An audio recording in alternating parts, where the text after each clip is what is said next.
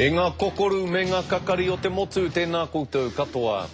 Anea kauana etahi o ngā takiwā o Hapāni i te rūwhenua me te taia niwhaniwha o ngā rānei.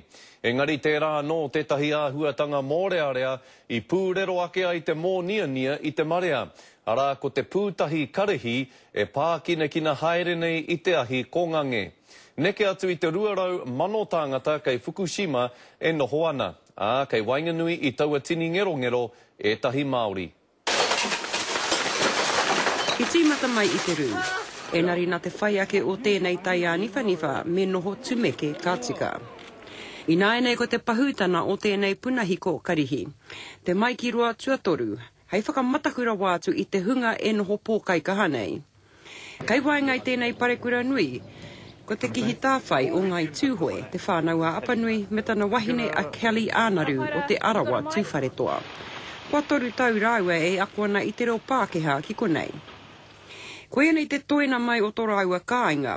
Engari kei roto i nā pikitia kua kitea i runga i nā pauaka putanua i te ao, ko rāua etahi i tino Waimaria. I was trying to stay calm for the both of us, but even for myself, as the earthquake continued, I was starting to feel a bit scared.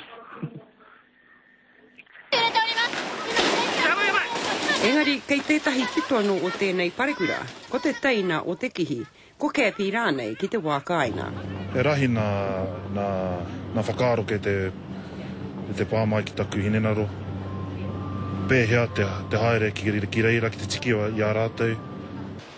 Ahakoa te nākau nui ki te haere auare ake. Te waia mai rātou ki a mātou, ko nei te tiki a rātou. Nari kāre e motoka, kāre e te reina, kāre e pahi. Ke te pōri tonu mātou ko nei. Ua mataku mō rātou. Engari tērā no te Waimaria o te whānau nei, ki te tūtaki ki tētahi o nā kairipuata o te reo tātaki hei kawe iaia, ki Fukushima, ki te tiki i tana whānau. Engari ka hore e mutu te mānuka ki konei. Ko tētahi hoa i Yamakata, ke te pai ia,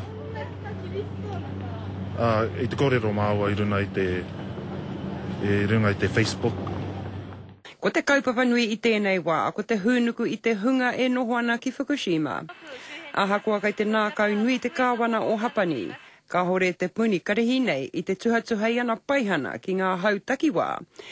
E kore tēnei te wā ki te whakawhirinaki atu ki te whakaaro, te rāpea. Tini Molyneux.